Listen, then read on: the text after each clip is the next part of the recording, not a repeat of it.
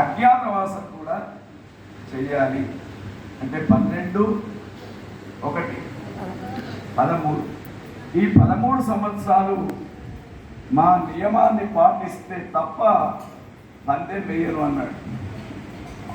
అనగానే వెంటనే ఆ ధర్మరాజు పక్కకున్నటువంటి 4 తమ్ముళ్ళ వైపు చూశాడు. వారితో పాటు ద్రౌపది మాత వైపు చూశాడు, కుంతి మాత వైపు చూశాడు. పందానికి వెళ్ళమంటారా లేదా అన్నట్టు. అనగానే అప్పుడు తమ్ముళ్ళు అన్నగాడు ఏ నిర్ణయం తీసుకుంటే వీళ్ళు తల ఊపడమే. ద్రౌపది కూడా ఎన్నడూ అడ్డు చెప్పలే. వెంటనే పందెం వేస్తూ ఉన్నారు. వేస్తూ పితుహు చెప్పండి సంఖ్య అన్నాడు.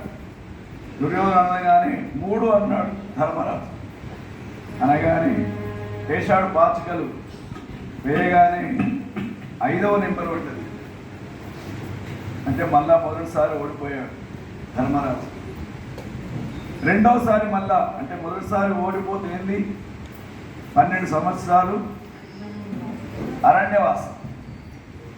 మరి ఇంకొక పందెం వేయమంటావా? వెయ్యి అన్నాడు. 2 అని చెప్పాడు. 1 పడ్డది. పడగానే 1 ఏమిటి? అజ్ఞాతవాసం. కాబట్టి మరి నువ్వే ఒప్పుకున్నావు దుర్యోధన.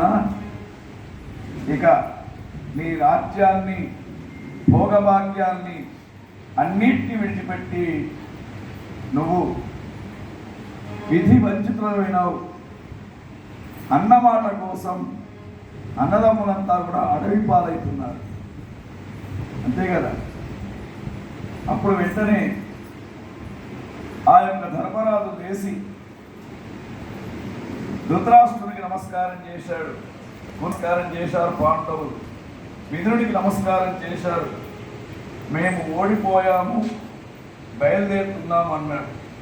భీష్మాచార్యుడు మాత్రం చాలా బాధపడ్డాడు. ద్రోణుడు బాధపడుతూ ఉన్నాడు. అందరూ కూడా రాజసూయాగమునర్చిన రాజసూయ యాగమునర్చిన ధర్మజుడు అడవి పాలయేనా.